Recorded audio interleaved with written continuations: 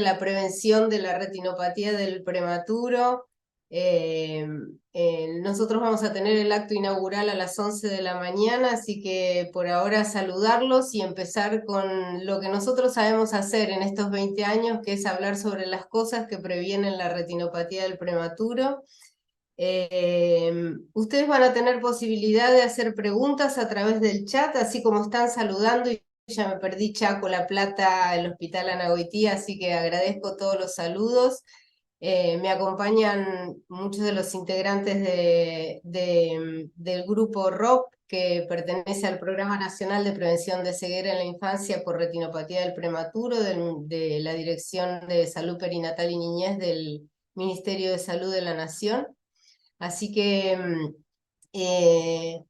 las preguntas, como les decía, van a poder hacerlas a través del chat y los van a poder contestar.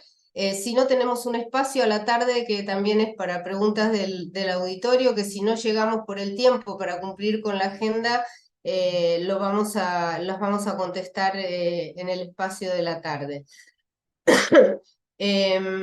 Queremos agradecer muy especialmente al Consejo Argentino de Oftalmología que nos facilitó esta plataforma de Zoom que tiene capacidad para muchísimas personas, así que esperamos que se sumen más a lo largo del día. Y así que bueno, le dije los horarios, las preguntas, y vamos a ya arrancar con las primeras presentaciones. Para estas presentaciones contamos con la licenciada Lidia Galina, que es médica pediatra neonatóloga del Hospital Garrahan, ex Garrahan, y es integrante del grupo ROP.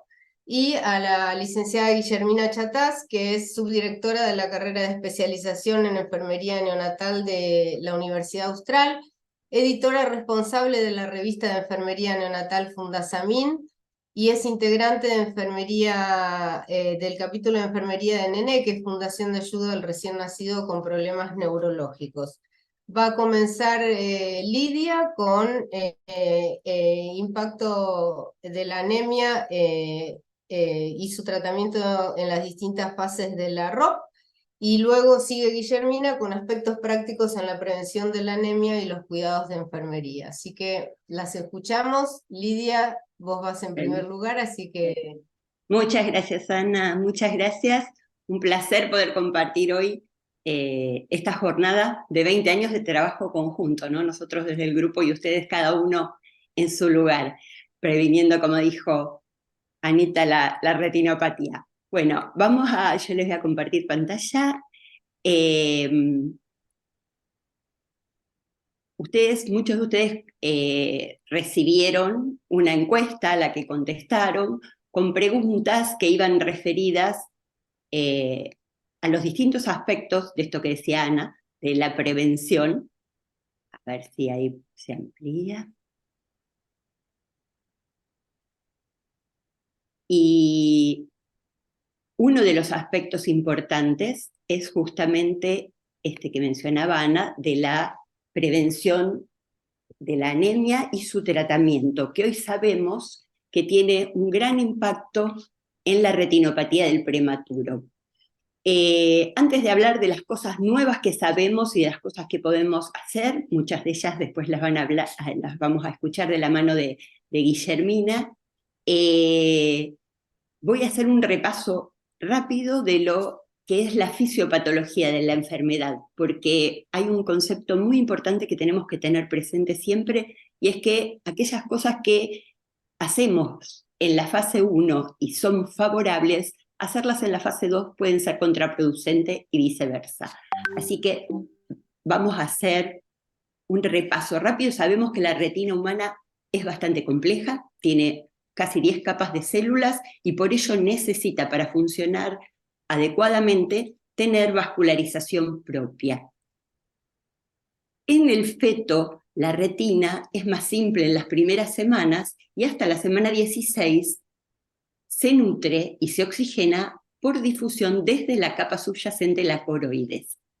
La vascularización, como sabemos, comienza alrededor del nervio óptico y tiene que extenderse hasta la ora serrata, o sea, la zona más anterior de la retina. Como este recorrido por la emergencia del nervio óptico para formar el quiasma es más largo del lado temporal, del lado nasal se completa antes, hacia la semana 36, mientras que del lado temporal el recorrido es más prolongado y lo hace al término cerca de las 40 semanas. Y este sector es lo que los oftalmólogos, cuando miran el fondo de ojo, lo ven como esa semiluna, que se llama zona 3, y que cuando la enfermedad se produce en esta zona es de menos riesgo porque no compromete o tiene poca posibilidad de comprometer la zona de máxima visión, que sería el polo posterior con la mácula.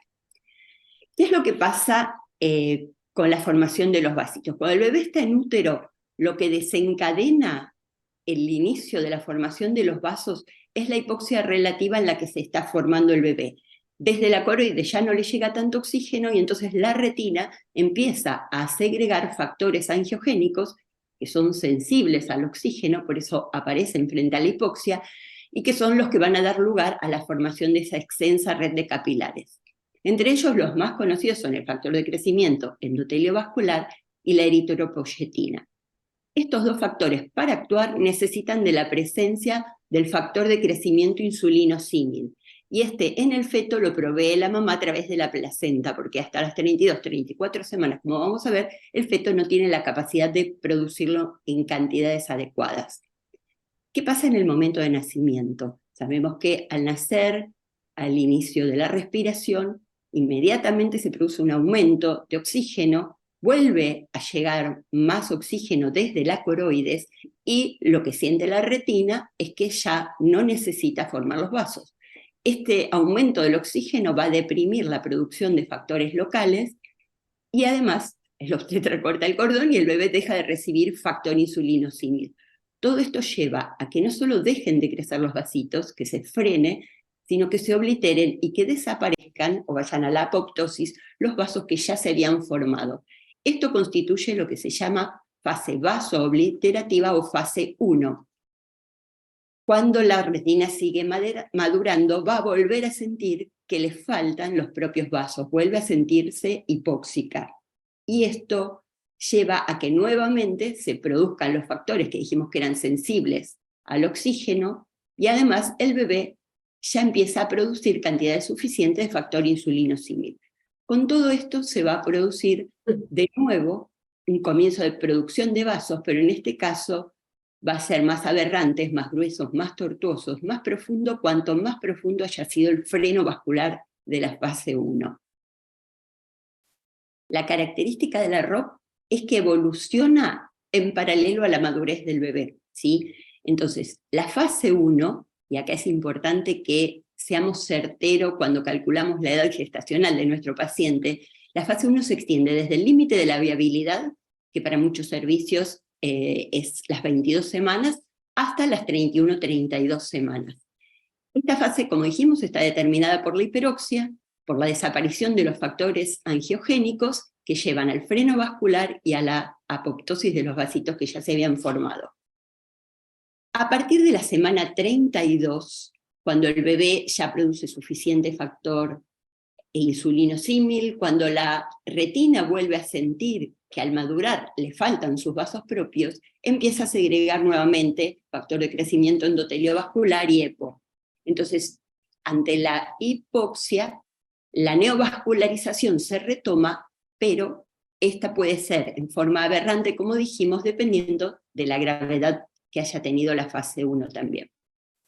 Entonces, si lo miramos así, tenemos que tener claro que las acciones, como dije al principio, que van a evitar la hiperoxia, van a ser diferentes para cada fase. En la fase 1, por ejemplo, el dar EPO, que ya la eritropoyetina no se está usando para evitar transfusiones, pero sí como neuroprotector, y el trabajo que investigó la parte de neuroprotección, el PNUD, determinó que dar eritropoyetina en la fase 1 no altera o no incide en la aparición de ROP, cosa que los trabajos anteriores, cuando se usaba para transfusiones, eran contradictorios. Sin embargo, si nosotros usamos eritropoyetina en fase 1, sabíamos que por la hiperoxia la retina dejó de producir, y en el peor de los casos podría hasta facilitar un poco que no sea tan profunda el freno vascular. O sea, en la fase 1 podemos usar EPO, y en la fase 2 sería contraproducente, porque ante la hipoxia la retina retoma la producción de factores angiogénicos, entre ellos eritropoyetina, y si nosotros le damos eritropoyetina exógena, esto agravaría. Parecido pasa con las transfusiones, que va a ser el tema de esta conferencia, pero bueno, si pensamos en la saturación, lo mismo, si usamos el límite que está estipulado, que es entre 89 y 94, en toda la evolución del bebé, en la fase 1, 89-90 puede ser hiperoxia todavía, para un bebé sobre todo muy inmaduro y en los primeros días, mientras que 89-90 en la fase 2 puede ser hipoxia y agravar la enfermedad. Con todas las cosas nos pasa lo mismo. Vamos ahora a ver qué es lo que podemos hacer frente a un bebé. En el momento de nacimiento tenemos que pensar que la enfermedad ya comienza por el solo hecho del bebé haber empezado a respirar, solito o con apoyo nuestro, con FiO2 de 0,21 o con apoyo de oxígeno. En ese momento ya se instala la modificación en la retina. Entonces tenemos que programar nuestras acciones pensando en qué fase de la enfermedad estamos y que cada acción de este momento va a tener un impacto en el futuro. Por eso siempre decimos que la retinopatía en mucho está en nuestras manos, ¿no? En los neonatólogos y las enfermeras neonatales. Una de las acciones que ya está claramente demostrada que nos ayuda a prevenir tener que transfundir a los bebés prematuros es realizar el clampeo oportuno del cordón umbilical, que para las recomendaciones del ILCOR, que toman las normas de reanimación neonatal internacionales y también las de la Sociedad Argentina de Pediatría, debe extenderse más allá de los 30 segundos, ideal entre los 30 y 60 segundos. ¿Qué nos ofrece o qué logramos con esto? En primer lugar, una volemia adecuada. O sea, recordemos la relación ventilación-perfusión. Si no está llegando suficiente sangre a oxigenarse en el pulmón, por más que yo suba la FiO2, no vamos a lograr una entrega adecuada de oxígeno a los tejidos. En segundo lugar, previene la anemia temprana y garantiza mejores niveles de hierro, que sabemos que los prematuros chiquititos todavía no han hecho las reservas necesarias de macro y micronutrientes, y esto ayudaría a aumentar las reservas de hierro. El ordeñe del cordón está en investigación, pero no se recomienda a los prematuros chiquitos porque aumenta la incidencia de hemorragia intracraniana. Pero bueno, hay ya evidencia suficiente, que numerosos trabajos randomizados controlados que demostraron que el usar el clampeo oportuno del cordón permite evitar inotrópicos en las primeras horas y días postnatales y evitar las transfusiones tempranas. Así que esta acción es algo que ya deberíamos estar implementando todos. Bueno, pero ¿qué sabemos de la anemia? ¿Por qué el prematuro es tan proclive a hacer anemia profunda y su relación con la retinopatía? En primer lugar, bueno, el bebé prematuro tiene más anemia porque tiene una eritropoyesis más incompleta, tiene bajos niveles de eritropoyetina por baja producción y por mayor catabolismo. El bebé tiene que hacer un crecimiento acelerado que va a requerir el aumento de la masa globular. Además, se pueden sumar alteraciones como dijimos, la hemorragia intracraniana, una cirugía, pérdidas de sangre o hemólisis por una sepsis, etcétera, que hace que se anemice más profundamente. Pero sin duda, una de las cosas que probablemente yo diría la más importante es las extracciones que se hacen para el laboratorio. Pensar la relación del peso corporal, la volemia tan pequeña de estos prematuros, y bueno, de esto nos va a hablar en un ratito Guillermina. En relación con la ROP, la anemia siempre se la relacionó con el número de transfusiones que reciben los prematuros pequeños, que en promedio son entre 3 y 8. Y sabíamos que cuantos más transfusiones requerían, más aumentaba el riesgo de realizar la enfermedad y en grados más graves. Y lo otro importante era el momento en que se realizaba la transfusión. Las transfusiones a edades más tempranas se relacionaban con mayor riesgo de ROP. Hoy ya sabemos claramente que lo que sucede es que las transfusiones con hemoglobina adulta disminuyen el porcentaje de hemoglobina fetal. Y está demostrado, como vamos a ver en un ratito, que los bajos niveles de hemoglobina fetal se asocian a mayor índice de ROP, pero además a ROP más severa. repasemos rápidamente la diferencia que existe entre la hemoglobina fetal y la hemoglobina adulta, en este caso la hemoglobina de la madre. La curva de disociación de las hemoglobinas nos muestra que la hemoglobina fetal está desviada ligeramente hacia la izquierda. ¿Esto qué significa? Significa que tiene mayor afinidad por el oxígeno. Si miramos la P50, o sea, el nivel de oxígeno disuelto al que la hemoglobina se une en el 50%, es por debajo de 20 en la hemoglobina fetal, mientras que la del adulto está cercano a 27. Esto es así porque el feto tiene que ir a buscar el oxígeno a la placenta, donde el medio está más hipóxico, y esto facilita que se sature en un mayor porcentaje con menor PaO2.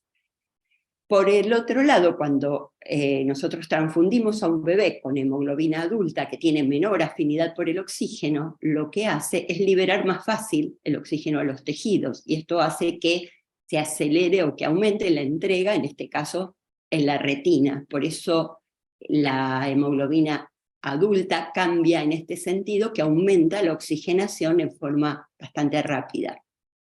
Otra de las características que se describe de la hemoglobina fetal y que para los prematuros es sumamente importante es que tiene un rol de pseudoperoxidasa, o sea, tiene capacidad de neutralizar radicales libres. Actuaría como una enzima antioxidante, después vamos a escuchar también la clase del doctor Pérez, y esto al prematuro le ayuda en esta transición al ambiente hiperóxico extrauterino. Entonces, su acción de tener mayor afinidad por el oxígeno y tener una acción antioxidante serían dos de los factores importantes por los que la hemoglobina fetal tiene un rol en disminuir la incidencia de retinopatía. Varios investigadores empezaron a tratar de dilucidar por qué las transfusiones producían mayor ROP, y empezaron a investigar qué pasaba con el cambio de hemoglobina fetal a hemoglobina adulta. Este trabajo del Dr. Schiffel, que lo hizo en Reino Unido en 2 unidades, es un trabajo piloto prospectivo, demostró que al nacer los niveles, el porcentaje de hemoglobina fetal, que lo vemos en el eje vertical, es aproximadamente 90%, más o menos está cercano a 100, ¿sí? Alrededor del 90%. Y en casi todos los prematuros que él midió eran exactamente igual. Cuando a lo largo de la internación seguían midiendo el promedio, la media de hemoglobina fetal, cuando el porcentaje bajaba, sobre todo cuando bajaba por debajo de 60, aumentaba mucho la incidencia de ROP. Los cuadraditos en blanco vacíos son los bebés que desarrollaron ROP, los cuadraditos negros los que no. Ven que cuando se mantiene la hemoglobina en niveles altos, poquitos bebés, los más inmaduros, hacen retinopatía, los que luego tienen descenso de la hemoglobina van a ser los que desarrollen ROP. Con esto él especuló que la hemoglobina fetal protegía para la aparición de ROP y que podría ser uno de los factores el evitar el reemplazo de sangre con sangre adulta. El año pasado, la doctora Hellström de Suecia publicó un trabajo muy parecido. Este trabajo se hizo en bebés de menos de 30 semanas, con una media de 26,4, 385 prematuros, y fue muy parecido al otro. Midieron la hemoglobina fetal al nacer en sangre de cordón y luego de la primera semana de vida, y vieron que aquellos bebés que presentaban un descenso de la hemoglobina fetal ya en la primera semana tenían más riesgo de realizar ROP. Podían predecir qué bebé iba a realizar retinopatía. Y los bebés que mantenían la hemoglobina alrededor de 90, solo un 10% desarrollaban ROP, mientras que cuando la hemoglobina caía por debajo de 40, como vimos en el esquema anterior, el 60% de los niños presentaron retinopatía. Con toda esta información, hace años que se empezó a investigar la posibilidad de utilizar glóbulos rojos de cordón umbilical para transfundir a los prematuros más pequeñitos. Este es uno de los trabajos pilotos de un multicéntrico que se está llevando a cabo, que ahora vamos a mencionar, se está haciendo en Italia, y ellos hicieron 2 trabajos pilotos.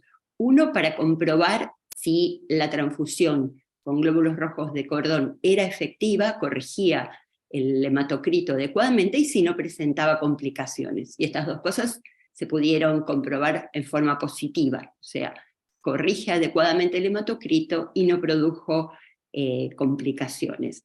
Y lo otro que hicieron fue medir en niños que habían recibido transfusión solo de cordón umbilical, transfusiones mixtas o transfusiones solo con sangre adulta, si se sostenía el porcentaje de hemoglobina a lo largo de las semanas, hasta las semanas 32, o sea, en la fase 1 de la enfermedad.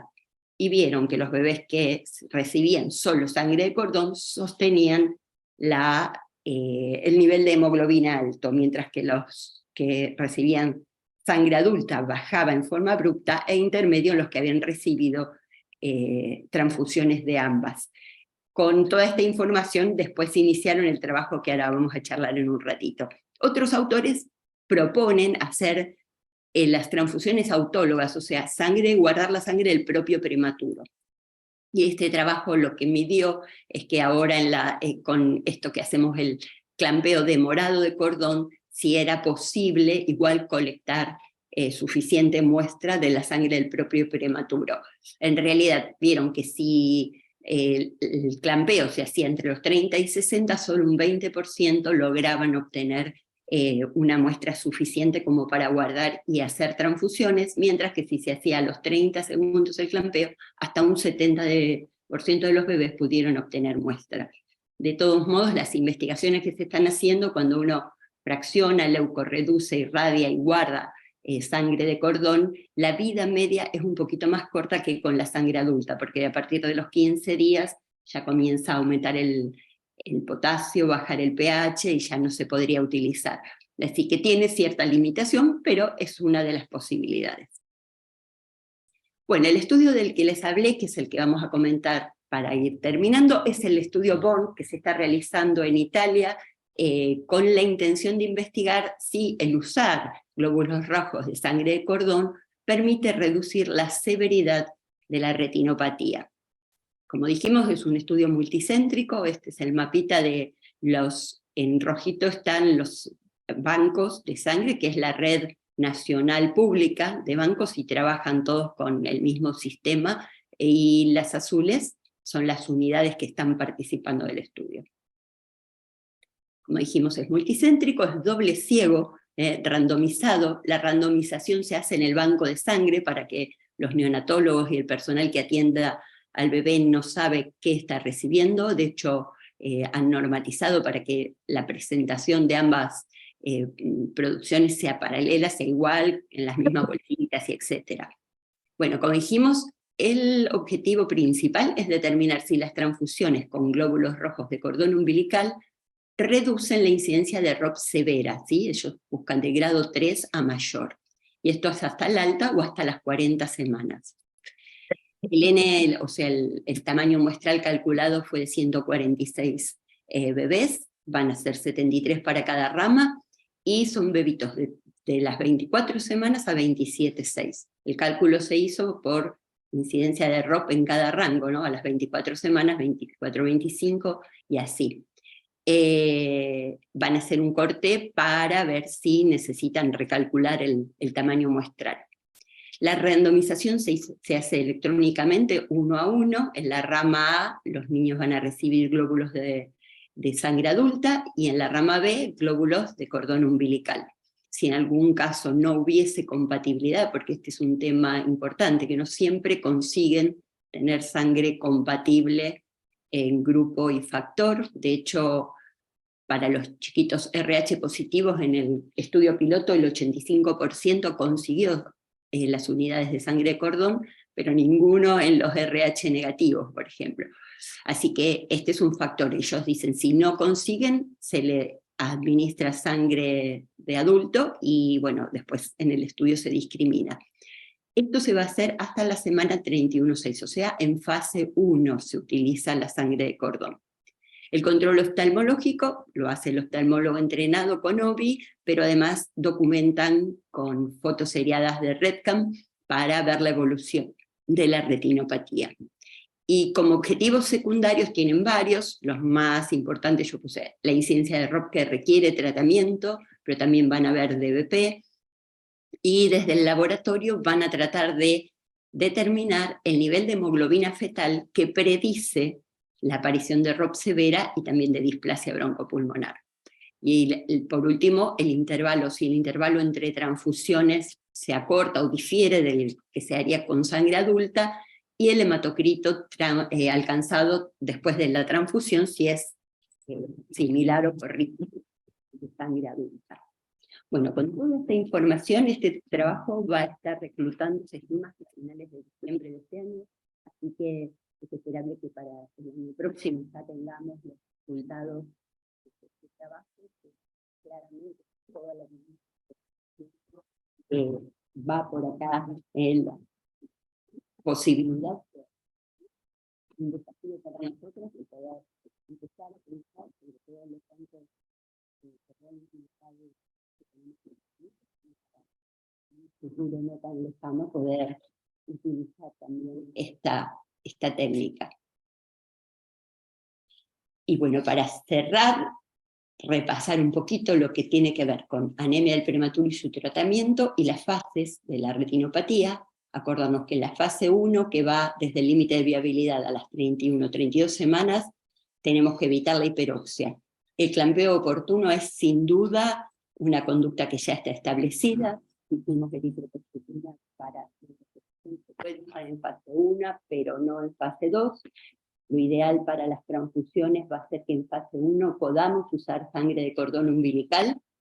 En la fase 2 las transfusiones pueden ser útiles aún, siendo las de sangre adulta por supuesto, sobre todo si en esta etapa ya el oftalmólogo hace los primeros controles y si el bebé está neovascularizando, pensar que una anemia profundiza la hipoxia, por lo tanto en la fase 2, si hay anemia hay que corregirla. Después, la conceptualización de todo lo que es precaución, que lo vamos a escuchar en un ratito, pero bueno, básicamente las extracciones controladas. Y entonces sí, le dejo la palabra a Guillermina, que nos va a hablar de qué acciones nos ayudan a disminuir la necesidad de transfundir a los prematuros. Muchas gracias. Gracias a vos, Lidia. Les recuerdo a los participantes que si tienen preguntas las pueden hacer a través del chat. Y esperamos a Guillermina que comparta su presentación sobre aspectos prácticos en la prevención de la anemia, cuidados de enfermería.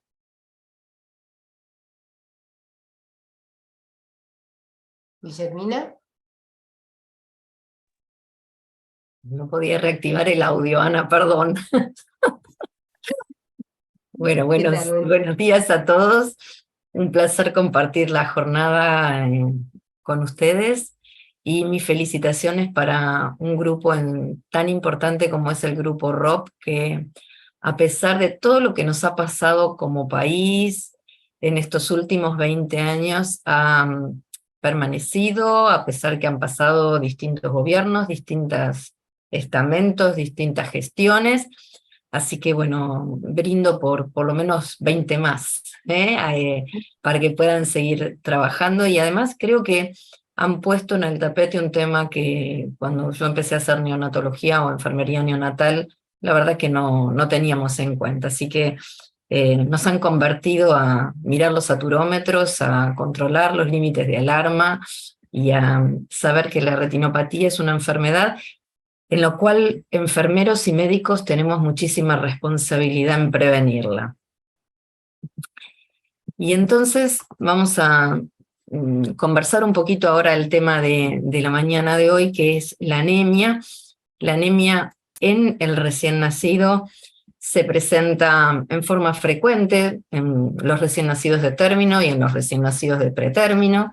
En los recién nacidos de término estamos hablando que se produce una anemia fisiológica entre las bastante más adelante que lo que pasa con los prematuros, entre la semana 6 y la semana 12, y que en general no disminuye la hemoglobina a menos de 9.5 a 11 gramos por decilitro.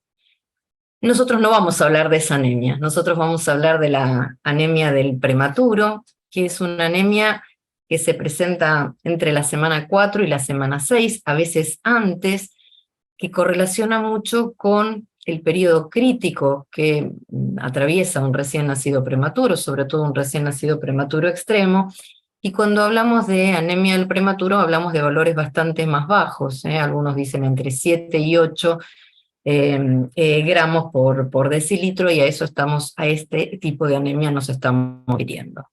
Y para esto, en este poquito tiempo que vamos a compartir, me gustaría hablar de 3 aspectos. Algo sobre factores de riesgo ya habló Lidia, así que lo voy a pasar rápidamente, pero me voy a centrar en los aspectos prácticos, sencillos, que todos podemos hacer y que no tienen costo, ¿sí? Las enfermeras estamos muy acostumbradas a decir que no tenemos o que somos pocas, y esto demanda poco tiempo, poco dinero, y sí mucha cultura y mucha educación para cada uno de nosotros, ¿sí? Y el tercer punto, que también voy a ser muy breve, es que yo hablar un poquitito de lo que significa ser embajador para prevenir la anemia, ¿no? Enfermería o todos nosotros para prevenir la anemia. Y como decíamos, este grupo ROP nos ha convencido de que el oxígeno era un factor de riesgo importantísimo, y que según en la fase que estaba ese recién nacido, teníamos que controlar muy bien la hipoxia o la hiperoxia, y bueno, y aprendimos durante estos 20 años a que este era un cuidado prioritario. También sabemos que reducir la prematurez reduciría la retinopatía, y esta es una visión macro que tal vez cada uno de nosotros no tengamos incidencia directa, pero sabemos que a través de la promoción de la salud perinatal, del control prenatal adecuado y de la regionalización, realmente hay aspectos que podríamos reducir de la prematurez. Entonces decíamos, ahora vamos a hablar el tercer factor, que es un factor menos conocido, ¿no? Porque prematurez y oxígeno lo tenemos clarísimo que son factores para ROP, pero la anemia es un factor que lo tenemos menos en cuenta, y por eso me pareció muy importante que esta sea la primera charla de esta jornada, ¿no? Porque lo tenemos como menos incorporado. Entonces, ¿de qué depende que un paciente prematuro tenga anemia? De muchos factores. Algunos que son fisiológicos y que podemos incidir bastante poco, ¿sí? Pero también hay una serie de factores y de intervenciones que podemos hacer para prevenir la anemia, que decimos que son no fisiológicos, y en donde enfermeras y médicos vamos a tener muchísima incidencia. En el nacimiento, tanto el corte demorado de cordón como la reanimación con cordón intacto son 2 intervenciones que disminuyen la anemia. Y en la UCIN, básicamente nos vamos a detener en las extracciones, básicamente en cómo poder hacer para prevenir y extraer menos sangre. También vamos a trabajar algunos puntos sobre los controles de hemoglobina no invasivos, indirectos, la suspensión de NPT lo más rápido posible, porque ya que sabemos que la prolongación del NPT también es un factor de riesgo para anemia, y la monitorización no invasiva. Entonces, ya Lidia habló de cuánto tiempo y demás, pero esta semana en un grupo que estoy de enfermeras y médicos de neonatología se discutía por qué había que convencer, cómo hacer para que los obstetras no cortaran el cordón rápidamente en la sala de partos en los pacientes prematuros. Es decir, si bien hay evidencia, todos sabemos que hay que demorar el corte de cordón en los recién nacidos prematuros, es una práctica que realmente todavía no está establecida como una, digamos, una cosa que se hace siempre en estos recién nacidos. Parece que todavía le tenemos miedo, ¿no? Entonces, básicamente creo que hay que acordar con el equipo qué hacer antes del parto. Y me parece que si el neonatólogo o alguien del equipo tiene que hablar del tema. Bueno, recordemos que tenemos que demorar el corte de cordón en más de 30 segundos o lo que ustedes hayan establecido, pero me parece que tiene que ser una cosa presente en cada parto prematuro. Y las personas que por ahí también no están tan convencidas de que hay que hacer esta práctica, me parece que también hay que sumar todas las prácticas por las cuales no se hacen. Muchos dicen, bueno, demoro el corto de cordón, pero se me enfría el paciente, tengo hipotermia. Entonces, recordar que el corte de cordón hay que demorarlo, pero simultáneamente que esperamos el corte de cordón, el paciente tiene que tener su bolsa plástica, si es menor de 30 semanas, no secarlo y secar la cabeza, colocar gorro de algodón, gorro plástico para evitar las pérdidas, y si este recién nacido requiriera maniobras de reanimación, sabemos que hay muchos trabajos que hablan de empezar las maniobras de reanimación con el cordón intacto, ¿sí? Esto determina que todos vamos a tener que aprender a trabajar diferente. Vamos a necesitar la sarvocuna ya no en la sala de recepción, sino que vamos a necesitar la sarvocuna al pie de la madre, en el introito, para poder aprender a reanimar. Y esto va a llevar un tiempo, pero yo creo que esto es lo que se viene. ¿Cuáles son las ventajas que tiene el pinzamiento diferido de cordón en la reanimación? Hay muchísimas, desde el punto de vista hemodinámico, desde el punto de vista de la anemia, de la disminución de la transfusión de glóbulos rojos, que es a lo que nos estamos refiriendo, mejora las puntuaciones de neurodesarrollo, transfiere células madres, mejora la saturación a los 10 minutos, y mejora el Apgar indirectamente. Y las desventajas que tienen, por supuesto, es el riesgo de que el paciente se enfríe y todo lo que es la logística, ¿no? Tenemos mucho que aprender todavía respecto a cómo y dónde colocar la sarvocuna. Necesitamos oxígeno, necesitamos aire, necesitamos todos los elementos que estábamos muy acostumbrados a tener en la sala de partos, en la sala de recepción, vamos a tener que tenerlos en la sala de partos. Y esto es un camino que tenemos que recorrer, ¿no? Digamos, aprender que probablemente tengamos que aprender esto, tengamos que adecuar el equipamiento, y enfermeras y médicos del área neonatal trabajar junto con el obstetra con el cordón intacto.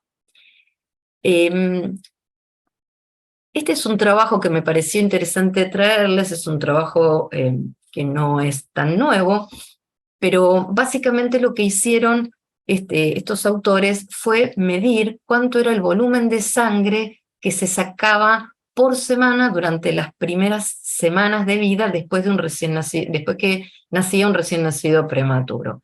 Y el volumen de extracción, si bien no hay bastante diferencia entre el volumen inferior y superior, en general es entre 11 y 22 mililitros por kilo por semana. Esto es muchísimo, pensando en la volemia de un recién nacido. Y por otro lado, si en el servicio donde ustedes trabajan no pueden decir cuánto es el volumen de sangre que sacan durante, por ejemplo, los primeros 15 días, ya esto es un factor de riesgo en sí mismo.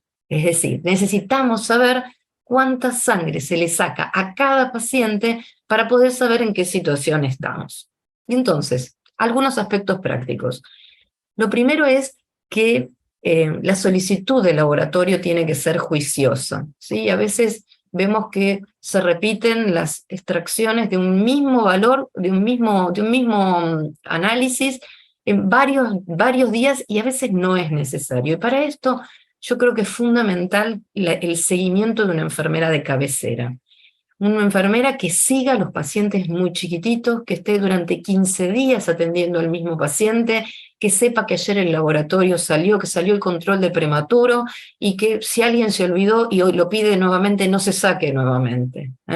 Entonces me parece que el seguimiento de una enfermera de cabecera, así como un neonatólogo de cabecera, es importante para el cuidado holístico de este paciente, también lo es para disminuir la anemia.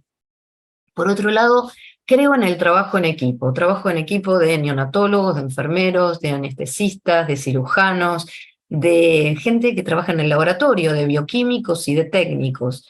Y en general, el laboratorio, muchas veces cuando las extracciones se hacen en el servicio, las hace la enfermera, la gente del laboratorio no viene, no conoce a los pacientes, o si los conoce, sabe poco de ellos, y a mí me parece que es muy importante incorporar al personal del laboratorio al cuidado. En primer lugar, acordar cuáles son los volúmenes mínimos que puedo sacar para un paciente de menos de 1000 gramos. Si tengo un paciente de 3 kilos, capaz que no es tan importante, pero un paciente de menos de 1000 gramos necesito acordar volúmenes mínimos. Si tenemos tubos para marcar en el tubo cuál es el mínimo valor de sangre o mililitros de sangre que yo puedo enviar. Y a veces es importante que esa gente que está en el laboratorio, que está lejos, que está al lado de un microscopio o al lado de un equipo, invitarlos a que vengan a la unidad de cuidados intensivos neonatales y conozcan a esos pacientes.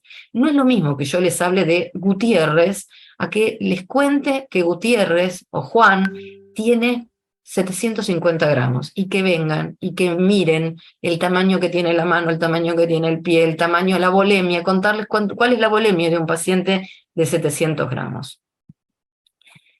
Por otro lado, ya lo dijimos, pero lo voy a volver a repetir, es importante que cuando la enfermera extrae la sangre, o la gente del laboratorio, si no es la enfermera la que lo hace, anotar en el balance diario, en las salidas, contar cuánta sangre sacó. Se sacó 2 centímetros, muy bien, entonces hoy tenemos 2 centímetros. Mañana, cuando abro el balance, esos 2 centímetros de sangre que saqué ayer tienen que estar en el balance. Y yo, si hoy saqué medio centímetro más, le tengo que sumar 2,5, ¿sí? Es decir, que voy a ir acumulando el volumen de sangre que se presenta desde el nacimiento, ¿sí? Y otra práctica que también es importante no olvidar que hay que hacerla, que si este paciente tuviera un catéter arterial umbilical, hay que infundir la sangre de descarte posterior a la extracción en los catéteres arteriales umbilicales. También el retiro precoz de catéteres umbilicales es un factor que disminuye la anemia. Cuando nosotros tenemos un catéter arterial umbilical, aunque sabemos que hay que extraer lento, la verdad que es bastante más tentador sacar sangre a través de un catéter arterial que tener que sacarlo por punción de talón o por punción venosa, y hay varios estudios que ante la misma determinación, si alguien lo saca por arteria, saca volúmenes mayores. Entonces, desde el punto de vista infectológico sabemos que el catéter no tiene que permanecer mucho tiempo, pero desde el punto de vista de la anemia, la presencia de un catéter hace que saquemos volúmenes un poquito mayores. Este es un estudio que también se los traje para que veamos que todos podemos equivocarnos cuando hacemos extracciones de sangre. Lo que hicieron estos autores fue mirar qué determinaciones se habían solicitado, cuánta sangre tendrían que haber sacado y cuánta sangre realmente sacaron. Y lo que vieron es que había por lo menos 19% más del volumen de sangre que el que deberían haber sacado, ¿no? Y ellos lo que implementaron es un sistema de frascos muy pequeños con micrométodo, donde marcaban cuál era el volumen mínimo. Por otro lado, la hemoglobina también la podemos medir indirectamente con monitorización de oximetría, monitorización no invasiva. Así que es importante tener monitores multiparamétricos o monitores de saturación de oxígeno, oxímetros de pulso, si tuviéramos monitores de oximetría regional, y lo que se viene, pero que por lo menos yo no he visto acá en la Argentina, son los analizadores de laboratorio en el punto de atención, que son analizadores de oxígeno que se colocan cerca del recién nacido. La sangre, el dispositivo analiza la hemoglobina o el estado ácido-base, y el aparato lo que hace es devolver esa sangre a la circulación del recién nacido, es decir, que nunca la sangre se extrae, entre comillas, del recién nacido, sino que se vuelve a la circulación general. Y estos dispositivos, que como decía, no hay en nuestro país, pero creo que como todo llega, lo que hacen es reducir 33% las extracciones y 25% el volumen de extracciones de sangre. Por otro lado, el tiempo de nutrición parenteral, la prolongación del tiempo de nutrición parenteral, también es un factor que se ha encontrado que se correlaciona directamente con la anemia del prematuro. Y el tiempo de nutrición parenteral tiene relación directa con la falta de inicio de la nutrición enteral, ¿sí? Entonces, es importante como enfermeras y médicos iniciar precozmente la extracción de leche materna en estos pacientes que vamos a necesitar el calostro tanto para la topicación oral como para la alimentación enteral mínima lo antes posible. Y cuando hablamos de inicio precoz, hablamos de extracción de leche dentro de las primeras 6 horas. En algunos lugares en el mundo, en la misma sala de partos se hace la primera extracción de calostro, tanto sea para la topicación orofaringea o para la alimentación enteral mínima. Y finalmente, hacer un llamado a todas las enfermeras, que he visto muchas en el auditorio. Yo digo que las enfermeras somos como embajadoras en la prevención de la anemia. Y cuando pienso en un embajador, pienso en un representante, pienso en alguien que refuerza relaciones, alguien que comunica, alguien empático, alguien que tiene conocimiento de la realidad. Y entonces invito y las hago reflexionar un poco respecto a que seamos embajadoras de la prevención de la anemia con nuestra presencia y con nuestra permanencia como coordinadoras del cuidado dentro de la unidad de cuidados intensivos, y estoy convencida que estos pequeños detalles van a hacer la gran diferencia para poder prevenir la anemia en los recién nacidos prematuros. Muchas gracias. Bueno, muchas gracias Lidia y Guillermina, la verdad que súper claras ambas. No sé si Guille, si querés dejar de compartir, así ahí estamos. Por ahora no veo preguntas en el chat, hay solo un comentario de la doctora Paula Libenson, que es oftalmóloga, y que ella dice: yo pediría por favor el chequeo del hematocrito previo al tratamiento de ROP, sobre todo el láser, la respuesta a la sedación y cómo responde el bebé a los reflejos y a la recuperación es bien diferente si no está anémico. O sea que es un aporte que hace la doctora Libenson, y bueno, excelente exposición de ambas, muchas gracias, siempre tan clara Guillermina, y excelente, y alguien que queda motivado para empezar a medir, que esa es la idea de las charlas de ustedes. Así que, bueno, hay pregunta Alicia, si hay un parámetro para medir la cantidad de extracción, ¿cuánto debería extraerse? No sé quién de las dos quiere contestar y ya pasamos después a las...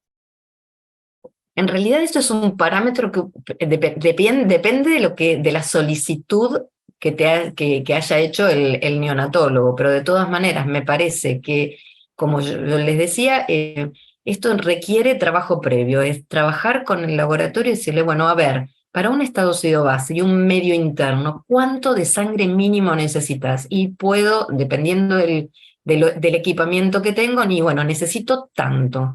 Entonces, ese volumen es el parámetro que vos vas a tener para saber si estás extrayendo bien o estás extrayendo de más. A mí me parece que ese es el tema más importante, es poder acordar previamente. No sé si Lidia querés agregar algo más.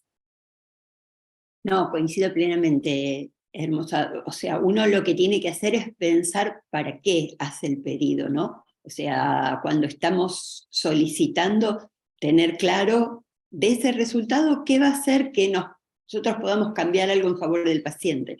Porque a veces uno ve que piden una bilirruina y junto con ella piden hepatograma. No es necesario. Entonces, pensar muy bien qué cosas realmente tienen importancia y van a cambiar o van a favorecer al paciente. Sin duda uno no dudaría de hacer una glucemia, un ionograma, sobre todo en las primeras horas hasta que se estabiliza el medio interno, pero después manejarnos, como vos bien dijiste, con los monitores, por suerte existen, y sí hay en nuestro país, lógico que no en todos los lugares, pero hay equipos que junto con la lectura del VAS ya te dan un montón de otros parámetros, o sea que con una muestra mínima uno tiene un montón de información, desde hemoglobina, por ejemplo, como hacen los trabajos, hasta ionograma, glucemia. Entonces uno sabe que con una pequeña muestra tiene una serie de resultados. Pero básicamente es esto, ¿no? Pensar muy bien qué estoy pidiendo, con qué objetivo, qué resultado me va a aportar algo beneficioso para el paciente, y si no, no lo pido. Tratar de sacar el menor volumen posible. Y alguien ponía en el chat cuál es la volemia. En realidad la volemia se calcula en 80 por kilo. Si un bebé pesa medio kilo, son 40 mililitros el total de su volemia. Entonces no podemos sacarle 5 mililitros, ni 2, ¿no? El mínimo siempre que sea posible para lo que uno necesita. Y cuanto más se puede hacer monitoreo transcutáneo desde ya. Bueno, muy bien, les agradecemos muchísimo a las dos, hay millones de felicitaciones para ustedes, súper claras, excelentes las exposiciones, así que vamos a dar lugar a la próxima presentación. Gracias Lidia y gracias Guillermina. Bueno, hablan algunos del micrométodo, les quería decir dos cosas, una que a la tarde la doctora Celia Lomuto va a presentar los resultados de la encuesta que nosotros enviamos a muchos de los referentes del programa, donde se hablan muchas de estas cosas, así que vamos a hacer un análisis de los resultados y ahí también van a tener tiempo para hacer preguntas. Y la otra cosa es que hay programado un receso que creo que no lo vamos a poder cumplir porque estamos con el tiempo justo, así que vamos a dar lugar a las próximas presentaciones. Bueno, yo me presento, lo voy a presentar al doctor Gastón Pérez, que él es médico pediatra neonatólogo de la maternidad Sardá y la maternidad suizo-argentina, y también es integrante del grupo del CEFEN. Gastón, estás por ahí, a ver si lo vemos. Buen día, Ana. ¿Cómo te va? Buen día a todos. Hola Gastón. ¿Cómo andan? Gastón va a hablar del oxígeno y el impacto del estrés oxidativo, y después sigo yo, que soy Ana Quiroga, y coordino el grupo ROP, y soy directora también de la carrera de especialización en enfermería neonatal de la Universidad Austral. Así que cuando quieras, Gustavo, arrancamos con tu presentación. A ver, comparto. ¿Sí? A ver. ¿Sí? ¿Ahí se ve? Sí. Ahí está. Estamos en el final. Ahí está, muy bien. ¿Estamos? Bueno, ante todo, gracias por la invitación. Buen día a todos. Felicitaciones al grupo. 20 años. No la veo en modo presentación, no sé si... Ahí voy. Perfecto, perfecto. ¿Ahora sí? Sí. ¿Ahí se ve? Bueno. Así que bueno, muchas gracias, Ana, y a todos por la invitación. Un gusto siempre participar en alguna oportunidad en otras de las jornadas. Felicitarlos por los 20 años de tanto trabajo, realmente muy, muy interesante.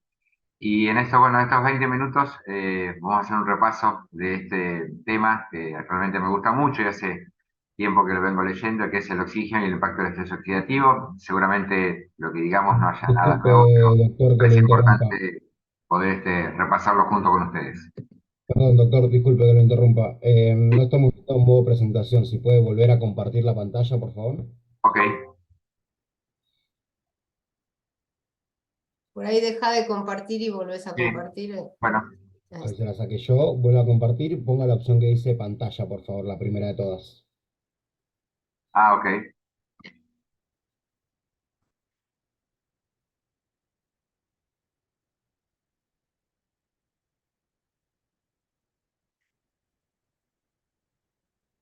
¿Ahora sí? Ahora sí, perfecto. Ahora sí. Bueno, perdón. Bueno, seguimos entonces. Entonces, vamos a sacar acá. Así yo puedo ver también. Ahí está, perfecto. Entonces, ante todo, poner esto, el oxígeno, vamos a charlar un poco de esto en este ratito. Vamos a charlar también de estrés oxidativo y vamos a charlar tal vez lo que un poco nos trae, que es la enfermedad oxidativa neonatal, no está incluida la retinopatía. Puse una flecha amarilla grande al costado para no olvidarnos que es un proceso continuo y dinámico y fisiológico. No todos los días, toda la vida nos pasa esto del oxígeno y del estrés oxidativo. O sea, el gran dilema viene cuando ahora vamos a ver más adelante con los pacientes prematuros y los mecanismos que tienen para controlar esto. Pero el estrés oxidativo y el oxígeno son parte de nuestra vida. Y por eso empiezo por esto, que es el planeta está tan golpeado últimamente. Y me pareció interesante empezar así, que el oxígeno es uno de los componentes más críticos de la vida. Esto lo dice el doctor Softa, que ha estudiado muchísimo de oxígeno. Y la naturaleza, fíjese, ha tardado miles de millones de años en desarrollar concentraciones de oxígeno atmosférico óptimo para la vida, evolucionando desde muy bajas, alcanzando un máximo de 30% según algunos estudios, llegando hace muchos años al 20.9 o 21, que es el que tenemos hoy y el que nos permite tener vida en este planeta. Si tienen intenciones de ampliar el tema, realmente el artículo este que les acabo de mostrar es muy interesante en relación a la historia del oxígeno, de alguna u otra manera, y cómo nos lleva a tener la posibilidad de vivir en este planeta. Entonces, el oxígeno, como todos sabemos, todos los organismos aerobios utilizan oxígeno molecular como para generar ATP, energía química útil para la vida, sin duda. Hay una dicotomía clarísima en que es una sustancia dadora de vida, o por lo menos que nos permite generar esta energía en ATP, y también claramente es tóxica en algunas concentraciones o en algunos pacientes. Y la desventaja que tiene es que es reactivo, desventaja y ventaja. Ventaja porque es el oxígeno funciona como aceptor de electrones en la cadena respiratoria, en el metabolismo normal, energético, y también es reactivo y genera sustancias reactivas, como vamos a ver en las próximas diapositivas. Entonces, hay una dicotomía muy importante del oxígeno como dador, como les decía, de vida, y como una fuente de toxicidad. Entonces, una mujer embarazada, me pareció bien empezar por acá también, que normalmente tiene su ciclo respiratorio, por supuesto, y me parece interesante que vean desde que ella inspira el aire, cómo va bajando la concentración de oxígeno desde el aire que inspira, pasa por el alvéolo y llega realmente al feto, como pueden ver allí abajo, con 25 a 50 milímetros de mercurio. Realmente es una cifra realmente baja a los 150 que ella tomó del aire ambiente y que le generaron en su capacidad pulmonar, sin tener inconvenientes en esto, un recorrido por todo su organismo hasta llegar al placenta con 50 mililitros de mercurio y pasar al feto con 25. Entonces realmente es un ambiente hipóxico de crecimiento intrauterino. La presión parcial de oxígeno alcanzada por el feto está estrictamente relacionada, por supuesto, con el contenido de oxígeno del aire inspirado, el oxígeno alveolar, la presión parcial de oxígeno en la madre y por supuesto el intercambio de gases que tiene la placenta. Cualquier cambio en cualquiera de las etapas de este recorrido afectará por supuesto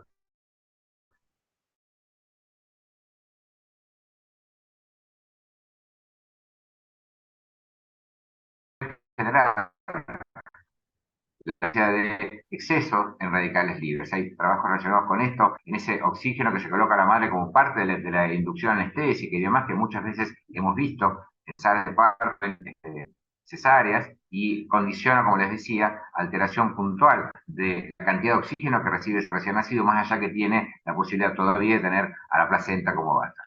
¿Bien? Entonces la vida fetal, como decíamos, evoluciona en un hipóxico, realmente, y cambios en el contenido de oxígeno en el útero causados, por ejemplo, por la preeclampsia, la diabetes tipo 1 mediante suplementos de oxígeno a la madre conducen a un aumento en la producción de radicales libres y se correlacionan con resultados prenatales como vamos a ver un poco más adelante. ¿Bien? Entonces el doctor Beto se preguntaba si existe una cantidad de oxígeno adecuada. Este chico que está dentro de ese útero viviendo en un ambiente hipóxico, como decimos, desarrollándose, nace. Entonces tenemos que estabilizarlo. Y realmente no encontramos todavía una cantidad adecuada de oxígeno para estabilizarlo cuando nace. Quizá la oxigenación que necesitan los prematuros debe ser claramente individualizada y ahí está, pareciera la clave. Poner un número X son parte de una recomendación, por supuesto, pero me parece que la adecuación a cada paciente es fundamental y es clave en esto. Esto es lo que sabemos y no sabemos. Del lado izquierdo tenemos la FIO2 inicial y sabemos que con aproximadamente 30 o 60 no habría diferencias en mortalidad o en neurodesarrollo. Sabemos que si pasamos 5 minutos con un prematuro extremo, con saturaciones menores a 80, ahí sí realmente sube la mortalidad, baja la frecuencia cardíaca, aumenta la hemorragia intraventricular y bajan también los scores cognitivos. Y tenemos mucho para conocer todavía. Sabemos claramente como una cuestión de generación de estrés oxidativo no utilizar oxígeno muy alto, ¿verdad? Y también nos queda por delante muchas poblaciones de pacientes prematuros para ver, a ver cuál es el oxígeno ideal al cual utilizar en esta etapa de transición o de estabilización inicial de los prematuros. ¿Bien? Entonces, el objetivo de la oxigenoterapia en sala de partos es no usar muy poco, como siempre dijimos, para evitar la hipoxemia, y se decía Guillermina, y es real, conocemos realmente bastante ya por el tema del estrés oxidativo y oxígeno en prematuros y la lesión que a partir de aquí se genera, pero tampoco demasiado oxígeno para evitar la hiperoxemia y la toxicidad resultante de esto. Hay estudios en animales, y esto me parece importante, que lo dijo, el oxígeno causa, esto lo sabíamos, daño al ADN, pero de una manera dependiente de la dosis. Y hay una cuestión ahí puntual, o sea, sabemos que mucho oxígeno hay, o hiperoxia, y hay lesión más cercana, pero hoy por hoy se sabe que no hay una dependencia exacta de la dosis, o sea, no sabe exactamente cuál es la dosis, pero también se sabe que la mínima dosis puede también generar alteración del ADN. No siempre el oxígeno un pie alto o utilizado a mayor concentración es el que puede dar lesión.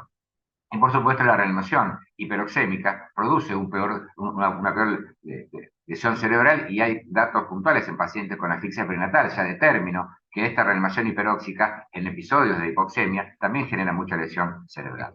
Entonces, la normoxemia en sala de parto, o por lo menos en la estabilización, sigue siendo, o sigue estando todavía, mal definida como muchas de las cosas referidas al oxígeno. Estamos utilizando recomendaciones basados en evidencia científica, pero todavía es un número ideal y tal vez nunca lo haya.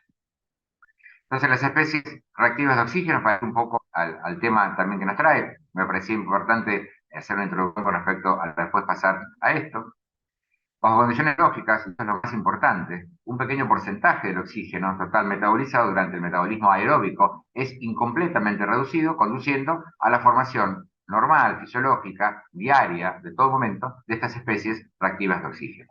¿Se acuerdan que decíamos que el oxígeno era reactivo? Bueno, parte de esta reducción o esta reactividad que tiene, que es necesaria para la cadena respiratoria, también es cuando no se completa su reducción, aparecen las especies reactivas de oxígeno. El estrés oxidativo es un desequilibrio entre la generación de radicales libres y depuración por el sistema de defensa antioxidante que tenemos todos los seres humanos. Y se ha asociado con trastornos oxidativos placentarios, trastornos inmunes y morbilidad en el recién nacido. Los trastornos oxidativos placentarios y trastornos inmunes, por supuesto que son parte de una cuestión fisiológica, y la morbilidad, ahí empieza la patología al no tener nuestro recién nacido prematuro sistemas de defensa antioxidantes. Y por supuesto, si uno los toma de esa manera, son potencialmente peligrosos, dado que conducen a daño celular y biomolecular, afectando estructuras celulares, lípidos, proteínas y, como decíamos anteriormente, el ADN de estos pacientes. Acá tenemos una lista que puede ser más larga, de radicales libres por un lado, al margen izquierdo, y los sistemas de defensa antioxidantes. Fíjense que aparece la superóxido dismutasa, catalasas, glutatión, peroxidasas, varias vitaminas, la ferritina también, la transferrina plasmática. O sea, hay una serie de mecanismos que todos tenemos que contrarrestan o equilibran de una u otra manera, entran en equilibrio con los radicales libres que se generan fisiológicamente. Este es un estudio que me pareció interesante mostrarles, hecho en conejos. Y fíjense que estos agentes antioxidantes que mostrábamos en la diapositiva anterior, cómo van subiendo. Estos son conejos que tienen, fíjense que antes del nacimiento, cómo va creciendo el porcentaje de catalasa, en este caso peróxido dismutasa y demás, en relación a los días que tienen de gestación, y cómo durante la gestación comienza con cifras bajas y van subiendo cercano al nacimiento. Entonces, estas especies reactivas de oxígeno, como yo les decía, fíjense que los sistemas antioxidantes aumentan su expresión hasta un 150%, un poco lo que mostrábamos en los conejos en la diapositiva anterior, en el último trimestre de la gestación, paralelo al patrón de maduración del surfactante. Más que nada para contrarrestar un poco este cambio de vida, desde la hipoxemia relativa intrauterina a este ambiente extrauterino rico en oxígeno, rico o aceptablemente con mayor cantidad de oxígeno que tenían intraútero. Asimismo, no todos los radicales libres son malos, esto ya lo hemos hablado en alguna oportunidad. Los radicales libres desempeñan un papel importante en la traducción de señales desde el compartimento mitocondrial a otros órganos de la célula, siendo necesarios para el desarrollo. hay mucho de cuestiones relacionadas con la anatomía placentaria y cómo va bajando el volumen placentario a partir de la liberación de radicales libres, como una cuestión fisiológica normal de cualquier embarazo. ¿Bien? Y el tema pasa por esto, que la forma que el recién nacido puede hacer frente a la exposición excesiva de estas especies reactivas de oxígeno aún no está claro. O sea, nadie cuesta entender que salimos con un 25 de PO2, comenzamos a respirar ni bien nacemos y nuestra PO2 se va a 145, 150 o más si nos suplementan con oxígeno, y cómo podemos responder sin tener mecanismos antioxidantes a tanta agresión de estas especies reactivas de oxígeno o esta PO2 que sube de 25 a 30 al cabo de menos de un minuto a más de 150. Y acá tenemos un poco lo que siempre comentamos. La prematurez igual a mayor riesgo de estrés oxidativo. Por un lado, tenemos sistemas de defensa antioxidantes en menor número y menos eficientes. Y por el otro lado, tenemos mucho oxígeno que usamos, a veces no siguiendo las recomendaciones o porque hay cuestiones puntuales de cada paciente. Alta incidencia de infección intrahospitalaria que también tenemos. El abordaje nutricional, que podemos también charlar casi independientemente de esto, solamente la parte nutricional, la inflamación como otro factor que hacen que se cambie la balanza y siempre va al lado de la lesión, al lado de la patología, con estos factores que les muestro.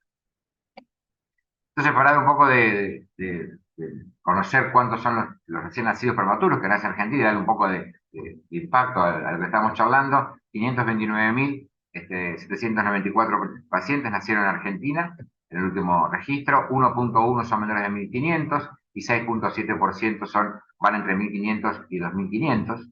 Y si lo veremos en cifras numéricas, menores de 36 semanas tenemos en el país 46.700, es decir, tenemos un montón de pacientes año a año para trabajar de esta manera y tratar de ser cuidadosos, no solo en el uso de oxígeno, sino en las cuestiones puntuales que cambian la balanza que mostrábamos recién.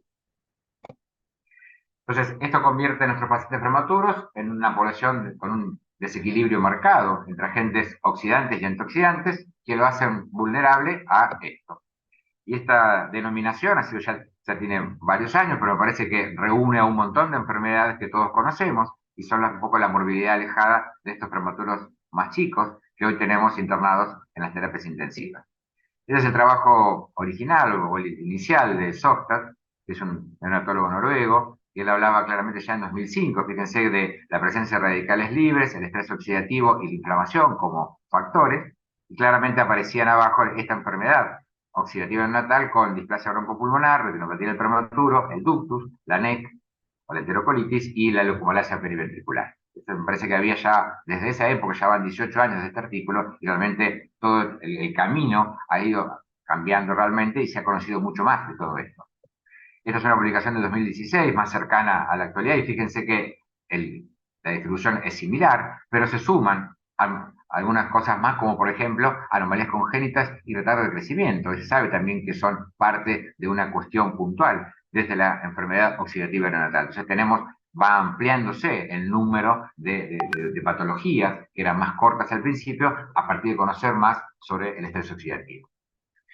Entonces, hoy se comprende mejor, como les decía, la complejidad del estrés oxidativo, tanto en la regulación normal como en la patología, y es un poco lo que nos trae, especialmente lo que se refiere a la respuesta del estrés oxidativo mitocondrial neonatal a la hiperoxia. Hay muchos trabajos referidos a esto. Este es un trabajo de un grupo español, junto con Sokstad, que les comentaba recién, del año 2019, y ellos decían que las mitocondrias son receptores de daño oxidativo y tienen una propensión a la autolesión oxidativa, que es lo que genera daño y no recuperación.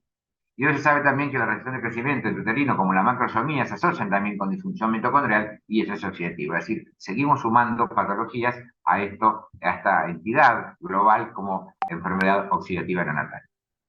Este es un poco el resumen. Ahí vemos inflamación, vemos estrés oxidativo, vemos radicales libres y, por supuesto, la deficiencia debajo de esta estrella de radicales libres de defensas antioxidantes, y pasamos al recién nacido y vemos que de acuerdo a cómo manejemos el oxígeno en forma restrictiva o en forma liberal, nos encontramos con mortalidad, nos encontramos con enterocolitis, con ductus, nos encontramos con hipertensión pulmonar, con displasia, y aparece ROP arriba con una cuestión más relacionada con lo liberal del oxígeno y que termina con la leucomalacia periventricular.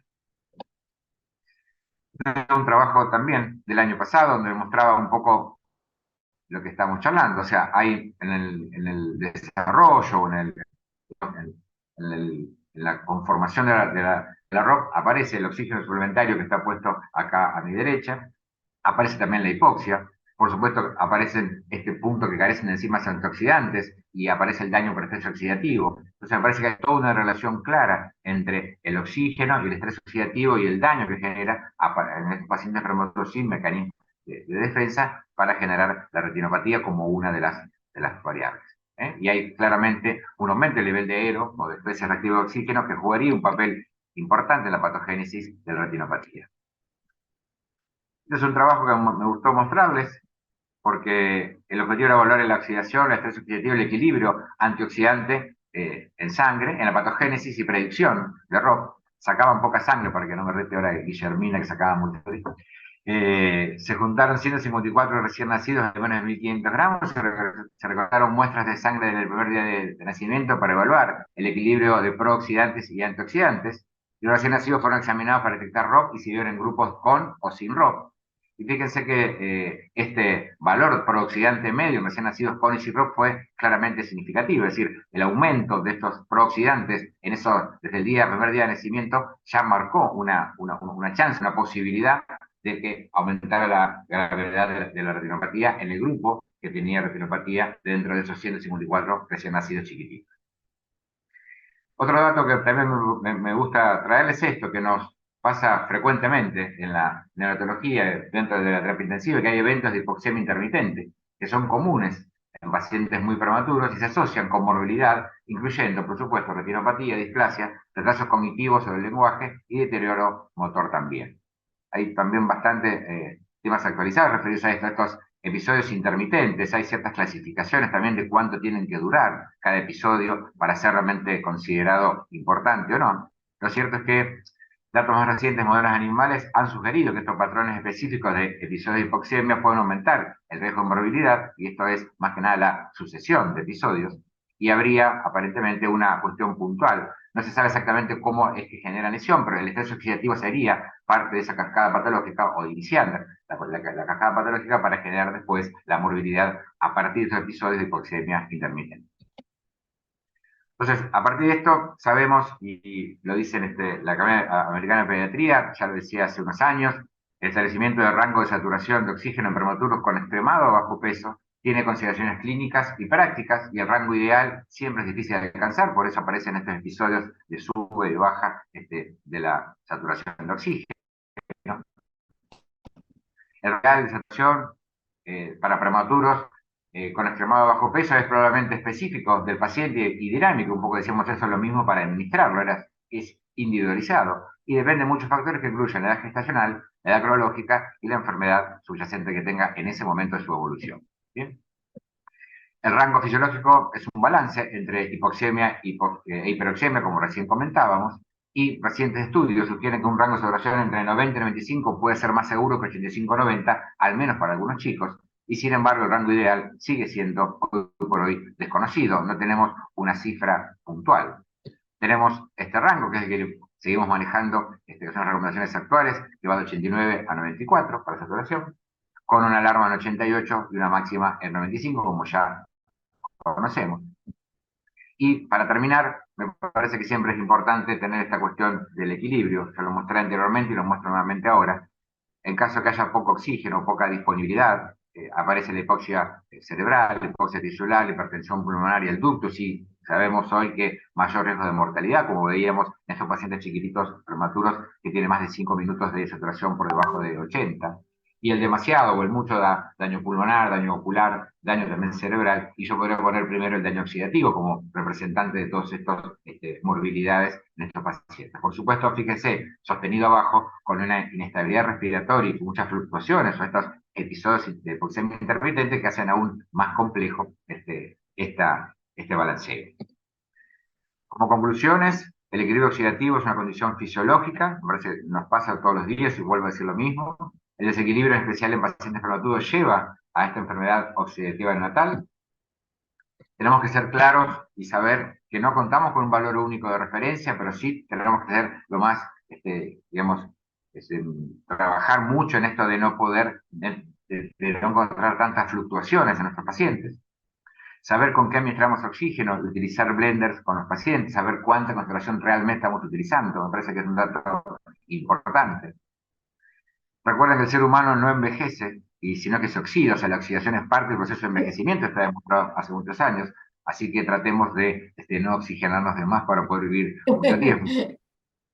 Y no olvidar que sigue siendo un problema, o sea, lamentablemente vamos a seguir teniendo prematuros, las cifras que mostraba yo de 46.000 en todo el país realmente se mantienen, ese 1.1 de pacientes menores de 1.500 gramos sigue estando presente, sigue siendo un problema y lo va a seguir siendo en medida que no tengamos la posibilidad de por lo menos regular el uso de oxígeno y disminuir el estrés oxidativo.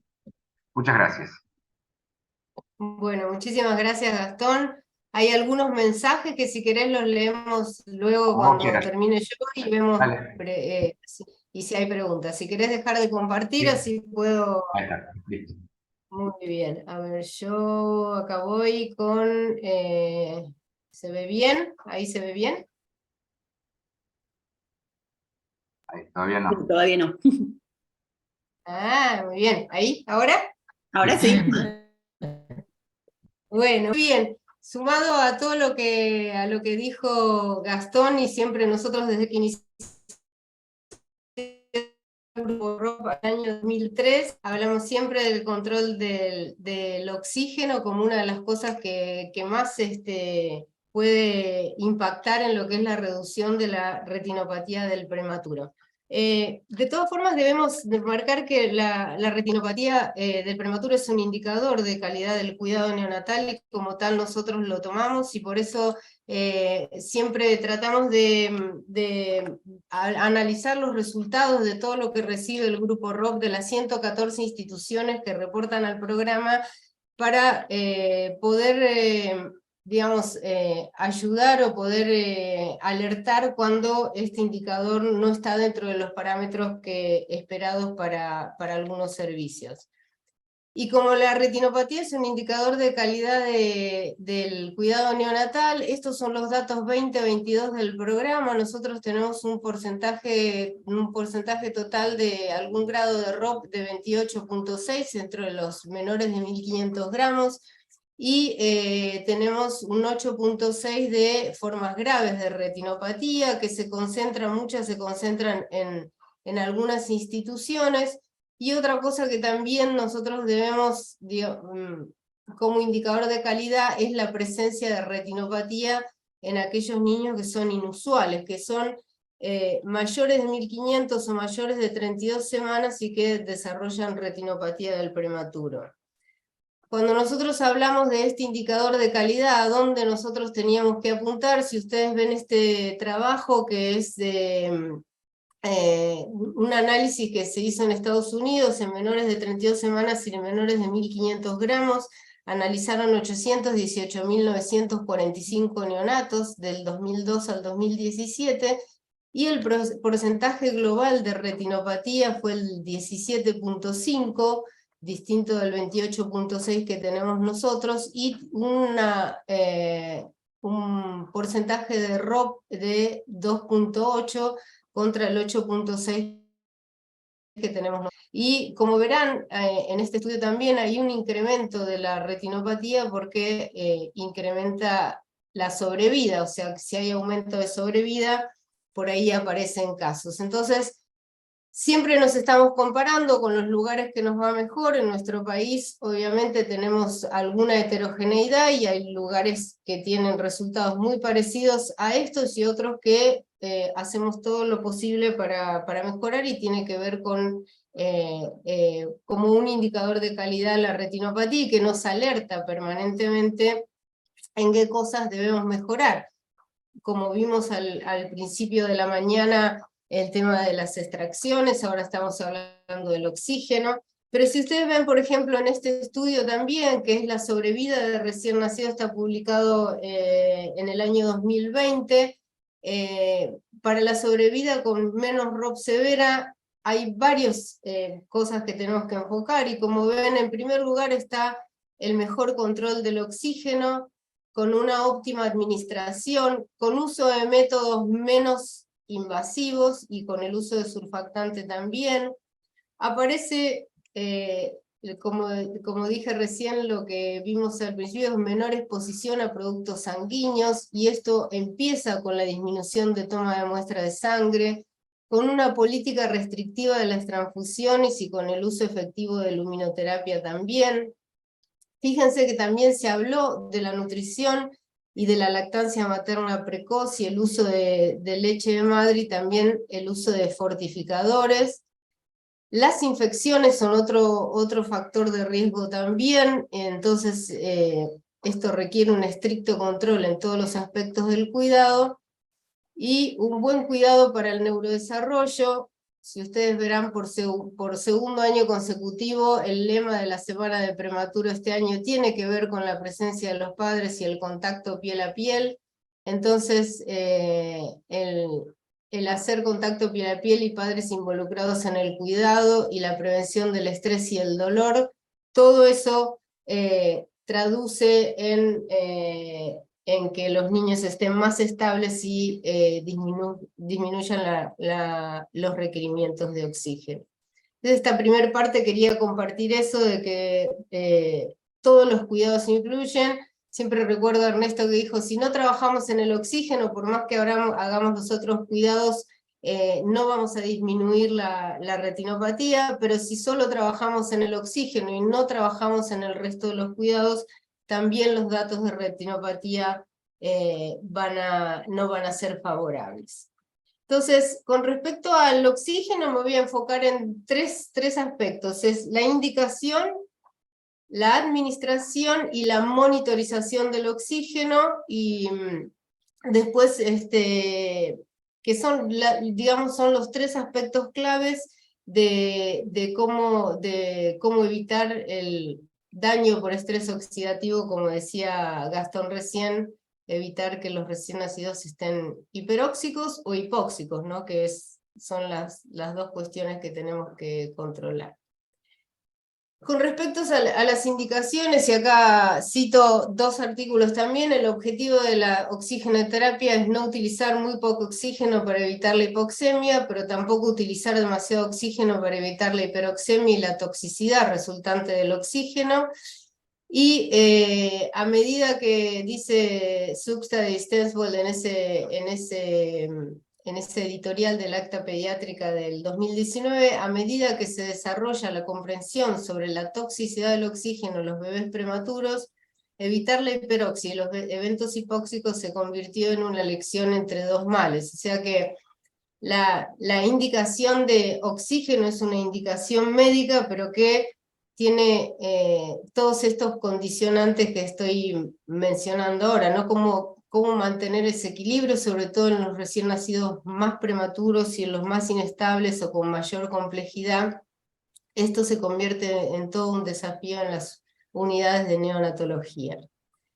Recomendaciones o puntos de práctica también, citando este artículo del 2020, en la unidad lo que hay que hacer es optimizar la saturación inicial de oxígeno, utilizando asistencia respiratoria invasiva o no invasiva adecuada, el uso de cafeína para reducir la apnea del prematuro y minimizar la fluctuación de oxígeno que causa tanto hipoxemia como hiperoxemia. Creo que Gastón mencionó recién esto, el tema de las fluctuaciones. Adoptar un rango objetivo para la saturación de oxígeno en bebés de menores de 28 semanas de gestación, entre 91, 94 o 95. Si tenemos que implementar un rango objetivo más alto, esto debe ir acompañado de una estrecha vigilancia para la prevención y el tratamiento temprano de la ROP. Es básico, y la verdad que desde que iniciamos el programa hace 20 años estamos en el tema de capacitar, y se puede lograr una mejora de los objetivos de saturación centrándose en la formación de los profesionales que están al lado de los pacientes, y además que tengan una relación adecuada. En el caso de enfermería sería enfermero-paciente, y también en el caso de los médicos, no la cantidad de niños que tienen que atender por médico o por enfermero. Y bueno, también se habla del control automatizado del oxígeno en circuito cerrado, mejora el tiempo pasado en el rango de saturación de oxígeno, pero no está demostrado el efecto en la reducción de la morbilidad o mortalidad en el largo plazo. Estos serían puntos de práctica para minimizar. Con respecto al tratamiento respiratorio, obviamente evitar la prolongación de la ventilación mecánica. Digamos, a veces siempre uno tiene que intentar, en cuanto ve que un niño está listo para salir de asistencia respiratoria, puede fallar y puede ser que tenga que volver a asistencia respiratoria, pero siempre hay que intentarlo. Utilizar modalidades menos invasivas, que haya un seguimiento diario y longitudinal del paciente, esto es que no haya distintas indicaciones según sea el día de la semana, sino que haya un seguimiento longitudinal del paciente, y utilizar la evidencia para el tratamiento, que es muy importante. Y acá, consultando con distintas personas que me dijeron, bueno, ¿cuáles serían las indicaciones médicas con respecto a la oxigenoterapia y objetivo de saturación? Contando siempre con que los profesionales de enfermería, que son los que más contacto tienen con más tiempo de permanencia al lado del paciente, tengan autonomía para regular la FIO2 administrada, pero estas serían más o menos las indicaciones médicas que serían esperables. No indicar porcentajes fijos de FIO2, es la regla número 1, indicar FIO2 según los límites de saturación deseables, consensuar estrategia de manejo respiratorio del paciente con todos los profesionales que estén a cargo de este niño en asistencia respiratoria o que recibe oxígeno complementario, consensuar también con todos es cuando se lo desafía al paciente a descender la presión de CPAP o flujo en la cánula de alto flujo. Si hubiera por cualquier razón, que como dije en la diapositiva anterior, que se indican objetivos de saturación diferentes a los recomendados, tener el aval de los coordinadores médicos y de la supervisión de enfermería, porque se tiene que entender que es una excepción, que la regla sigue siendo los valores de saturación recomendados. Si en algún lugar, si por alguna razón se libera una alarma porque el paciente está recibiendo 21%, colocar un cartel que tiene límite de alarma superior liberado porque tiene 21%, para que esto, si se sube por cualquier razón la FIO2, se pueda reprogramar, y también utilizar siempre planillas de apnea y planillas de asistencia respiratoria mecánica. Esto con respecto a las indicaciones. Con respecto a la administración del oxígeno, creo que es fundamental entender que el oxígeno es uno de los, creo que mucho nuevo no les puedo decir con respecto a la administración. El oxígeno es una droga y es uno de los agentes terapéuticos más utilizados o más ampliamente utilizados en las unidades de neonatología. Entender que es una droga en el verdadero sentido de la palabra, con acciones bioquímicas y fisiológicas que son específicas, con un rango de dosis efectivas y con efectos adversos que son bien definidos, como acaba de mencionar Gastón en la charla anterior. Digo, ahora que digamos, todos estamos por la seguridad del paciente y la calidad de atención, tener un paciente hiperóxico que recibe oxígeno complementario sería, ¿no?, para reportar como un evento adverso, como si nos equivocáramos con cualquier otra medicación, pero tener en cuenta eso, que es una droga en el verdadero sentido de la palabra, que la única forma de lograr la dosis adecuada es con la mezcla de oxígeno y aire comprimido, porque si damos oxígeno puro tenemos 100% de FIO2, y el aire ambiente tiene 21, y la mezcla entre ambos es lo que logra adecuar la fracción de oxígeno inspirado que le queremos dar al paciente. Para esto es indispensable que los sistemas de administración sean los adecuados, y esto es en todo el proceso de atención, desde el nacimiento hasta que el paciente no requiera más oxígeno, o sea, traslado, sala de partos, o al revés, si el chico tiene que ser trasladado, será primero en sala de partos y después el traslado, cuando se lo admite en la unidad, en cualquier sector donde se administre oxígeno, y digamos, no, a veces existe la fantasía que si es solo, ¿no? que le aumento la fracción inspirada de oxígeno y es menos malo que la asistencia respiratoria, solamente con una cánula nasal aumento la PO2 y entonces lleva a hiperoxemia al paciente. Para eso necesitamos fuentes de aire y de oxígeno, los mezcladores o blenders, que son los que nos van a permitir ajustar la dosis para el paciente, y los oxímetros de pulso para la monitorización. Los oxímetros ambientales los sigo poniendo, pero ya prácticamente nadie usa oxímetros ambientales para la monitorización del oxígeno.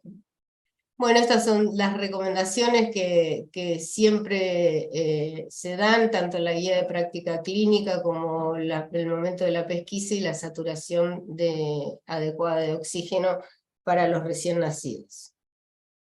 Muy bien. Y el último, dije, hablamos de indicaciones, hablamos de forma de administración y hablamos también de la monitorización de la oxigenación. Y si bien la indicación también es difícil mantener muchas veces o elegir entre ese rango tan estrecho entre la hipoxemia y la hiperoxemia, la monitorización del oxígeno también tiene muchos desafíos. Mantener la saturación dentro de un rango objetivo estrecho mediante múltiples ajustes manuales requiere mucho tiempo y es un desafío para todos los profesionales que cuidan recién nacidos prematuros, complejos y con gravedad. Este estudio cualitativo del Canadian Oxygen Trial informó que la educación de enfermería, las respuestas rápidas a las alarmas y una relación favorable entre relación pacientes-personal, que ya lo mencioné antes, eran los determinantes más importantes del buen cumplimiento de los límites de alarma de saturación. Así que, dicho esto, hablar de la monitorización, el gas en sangre es el estándar de oro de la oxigenación tisular, pero es una evaluación puntual, intermitente, y no podemos estar sacándole sangre, ya nos quedó claro eso, para evaluar gases en sangre en forma frecuente. Entonces la oximetría de pulso, que es de amplia disponibilidad en las unidades de cuidado intensivo neonatal, tiene lectura inmediata y es no invasivo. El único problema es que no tiene una relación lineal con la PA2, especialmente en los extremos de la saturación del oxígeno. Y esto es una cosa que intentamos siempre, muchos crecimos con la falsa sensación de que el oxímetro de pulso nos daba la información que necesitábamos con respecto a la oxigenación del paciente. Sin embargo, entender que el oxígeno en la sangre se encuentra en dos formas, que una es el porcentaje de hemoglobina que se satura con oxígeno y que va a tener, es la oferta de oxígeno que va a tener a los tejidos, y la otra es la PO2 arterial, y que entonces, obviamente que cuando la PO2 baja, la saturación va a ser baja, pero cuando la PO2 sube, la saturación llega al 100% y no tenemos otra forma de evaluar.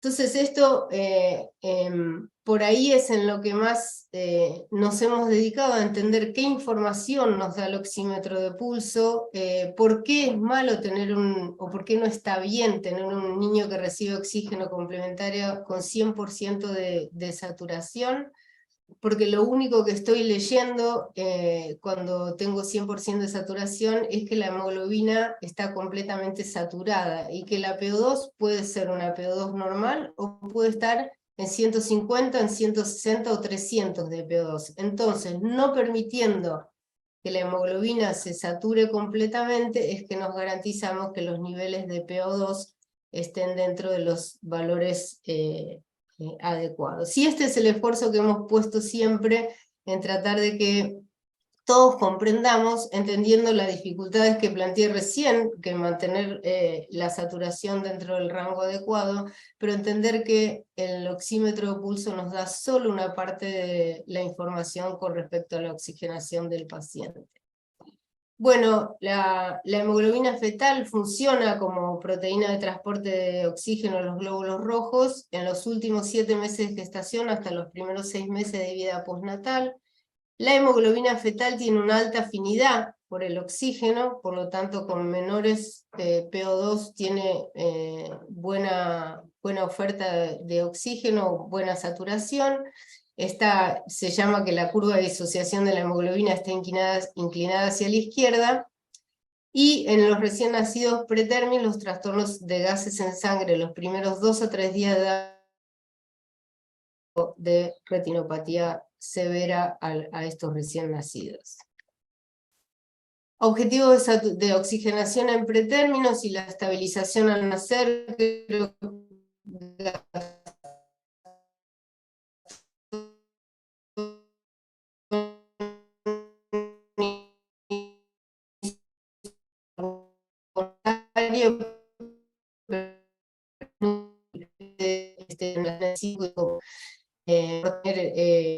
A los que asisten a los niños en sala de parto. De esta diapositiva es del grupo de RCP del CEFEN y cuáles son los errores de administración de oxígeno suplementario. Como dije recién, desconocer que el oxígeno es una droga y los efectos adversos, no contar con el equipo necesario para la administración, no utilizar la oximetría de pulso para la valoración inicial, pretender un recién nacido rosado lo antes posible, cuando ya mencionamos hasta cuándo tenemos que esperar para una saturación entre 85 y 95, pensar que la valoración clínica del color es confiable y no diferenciar entre las necesidades de un recién nacido de término y un recién nacido pretérmino. Este estudio también se los muestro porque factores que afectan los objetivos de saturación, todos en algún momento nos tocó hacer alguna espina de pescado para algún trabajo, y ver que, digamos, hay muchos factores que inciden en lograr estos objetivos de saturación. Fíjense, no los voy a leer todos, pero la educación tiene un rol preponderante, ¿no? Porque tener objetivos de saturación según la fisiología, no reconocer los cambios en la condición del paciente, no saber reconocer la validez de la señal del oxímetro de pulso, o no tener alerta en relación a la toxicidad del oxígeno. Después el ambiente y el equipamiento. Bueno, ustedes saben que hay una tendencia en el mundo a que vuelvan, digamos que muchas maternidades ahora con habitaciones individuales, cuando tenemos una habitación, una unidad que está muy saturada, con muchos pacientes, con poco personal, eso incide en mantener los objetivos de saturación. La relación enfermero-paciente que sea muy alta, que haya poca enfermería para muchos pacientes. Después, con respecto al equipamiento, que no funcione bien o que el sensor esté mal colocado, y esto pasa también. Y en el factor humano también la fatiga de las alarmas, y creo que todo está relacionado con todo, ¿no? Si la relación es mala, tenemos muchos pacientes graves, la fatiga aparece rápidamente, que los profesionales tengan distinta variación del tiempo de respuesta a la alteración de las alarmas, y después, que también lo mencionamos, los límites de alarma que no sean los correctos, o pretender tener objetivos de oxigenación que sean sumamente agresivos. Me pareció que compartirles este artículo, que es del 2020 también, sobre cuáles son los factores y la complejidad de mantener la saturación adecuada, los objetivos de saturación en los recién nacidos que tenemos en la unidad de cuidado intensivo neonatal. Después también, en este otro estudio que es del año 2021, dice intervenciones para mejorar el objetivo de saturación en la unidad, y pone como 4 puntos principales. Una es la evaluación de objetivos locales, no saber qué porcentaje del tiempo en nuestra unidad los niños están por encima o por debajo de los valores de saturación, con qué frecuencia tenemos los pacientes hiperóxicos en apnea o en bradicardia, si hay diferencia dependiendo del día de la semana o del horario del día con respecto al logro de los objetivos, y por supuesto saber cuáles son las tasas de retinopatía que tenemos en nuestro servicio. Desarrollar políticas directrices y protocolos con objetivos de saturación, con titulación de oxígeno, el tema de las tendencias, el uso de oxígeno y la guía para la utilización de los oxígenos también. Después, educar para que estas políticas directrices y protocolos que redactamos se implementen, no con educación sobre estas políticas, la importancia de los objetivos de saturación, conocer la fisiología de los pacientes y las respuestas clínicas que pueden tener, y la interpretación de las tendencias de saturación. Y por último, la supervisión del cumplimiento, que esto creo que los lugares que tienen mejores resultados es porque hay alguien o alguienes o muchos que se ocupan de supervisar. Yo muchos años fui supervisora de servicio, y la supervisión no tiene que ver con ver en qué te puedo agarrar, sino decirle al otro, me importa lo que haces y cómo lo haces, y nosotros estamos todos para esto y te vamos a ayudar si tenés alguna dificultad.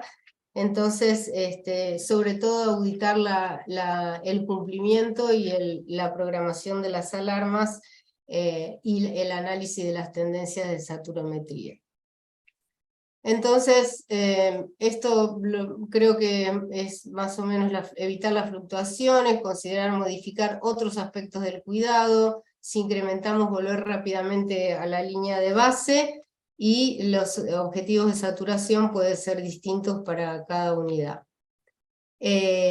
Usar racionalmente el oxígeno, tener el equipamiento, dosificar las indicaciones, tener intervenciones basadas en la evidencia, monitorizar permanentemente, conocer, como dije recién, qué información da el oxímetro de pulso, programar alarmas y objetivos de saturación deseada, y hacer diagnóstico y tratamiento oportuno también.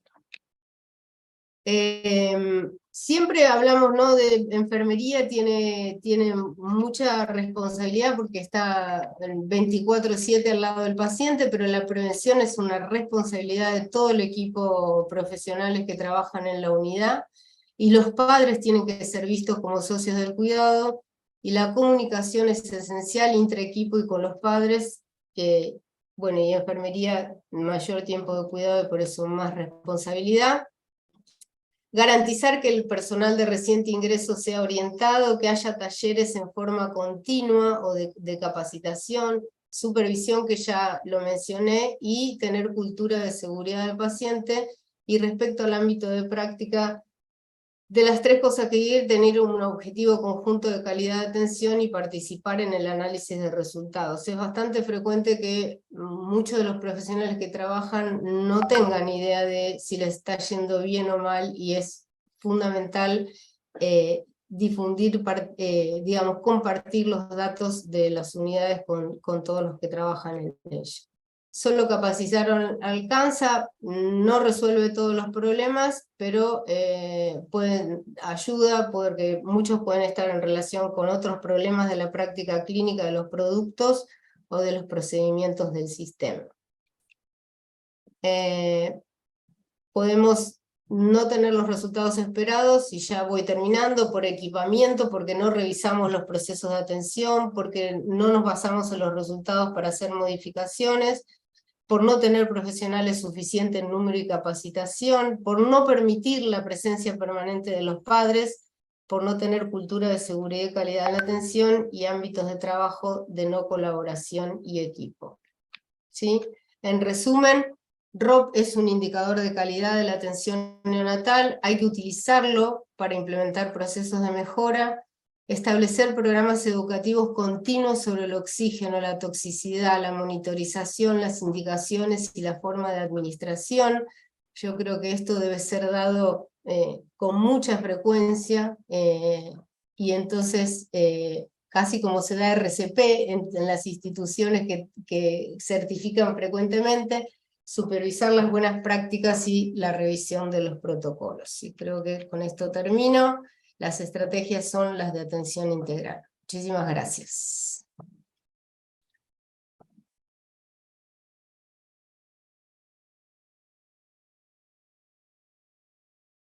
Bueno, no sé si hay preguntas. ¿Teníamos preguntas en el chat o teníamos comentarios? A ver, esperen porque no sé por qué. Ahí estamos. A ver. Veamos, había algunos comentarios para vos, Gastón. Ya lo busco, enseguida te lo digo.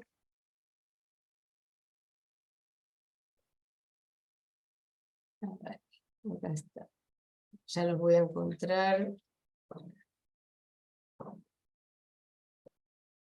Bueno, hay dos mensajes, bueno, que hablan de...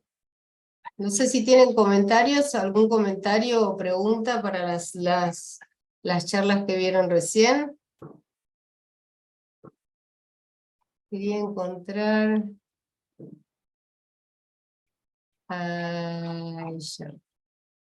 Gastón, ¿querés hacer algún comentario?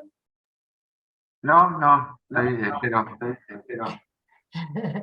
Hay mucho para de esto. En alguna oportunidad también charlamos de estrés oxidativo y cómo lo revertimos, porque parecía que todo es terrible, ¿no? Y entonces me parece que el uso con cosas muy, muy sencillas. Una vez lo charlamos y me hicieron una pregunta en una oportunidad y quiero siempre remarcar tres cosas. O sea, ¿qué tres cosas baratísimas y sencillas podemos hacer para disminuir el estrés oxidativo? Y esto es lavado de manos, que tiene menos infección, uso de oxígeno Claro, racional y leche humana.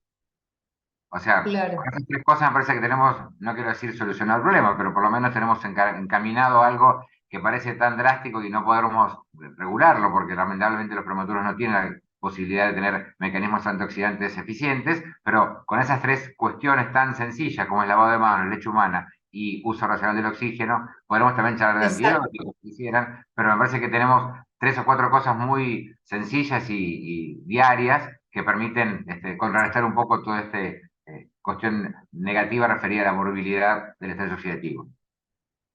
Muy bien. Acá encontré uno, el comentario de Constanza Sotoconti, que dice: la retinopatía nos hace reflexionar sobre todos nuestros procesos de atención. La bilirrubina es el más potente antioxidante. Quizá algún día modifiquemos la indicación de luminoterapia en función de esta propiedad. Aún falta mucha investigación en ese sentido. No sé si querés hacer algún comentario al respecto. También gracias Gastón, excelente. El momento del nacimiento está descrito como uno de los más oxidantes en el curso de la vida humana. El algoritmo de RCP indica claramente las concentraciones a usar en la reanimación y el tiempo para monitorizar la saturación. Y después Ricardo Silva, que había puesto que el estrés oxidativo tuvo una madre en la década del 50 del siglo pasado, Rebecca Gershman, una argentina discípula de Husserl. Muy bueno. Gracias por todos Bueno, los comentarios. a ver si hay alguno más, porque aparecían ahí en el chat, hay 20 mensajes nuevos. No sé si, a ver, bueno, nada, todos te felicitan y gracias Gastón, saludos Mariano Oviedo, capaz que lo conocés. No recuerdo, capaz que sí, no me acuerdo ahora.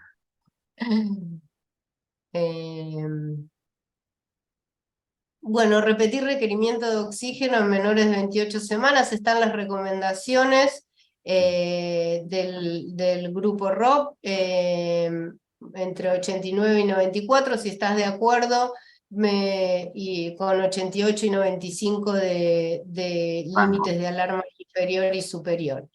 ¿Sí? Bueno. Bueno, la no ROP es un anhelo de muchos pequeños esfuerzos, un multitudinario. Bueno, ahí vamos con las preguntas y les agradecemos un montón por estar. No sé si no hay más preguntas.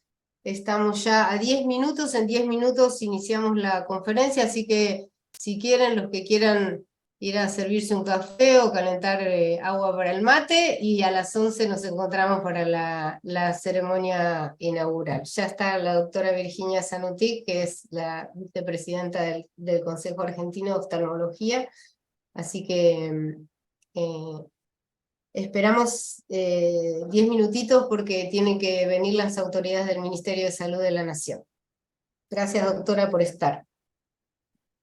Gracias a todos por los comentarios y muchas gracias nuevamente, Ana, y a todos por la invitación. Un gusto realmente. Al contrario, igualmente.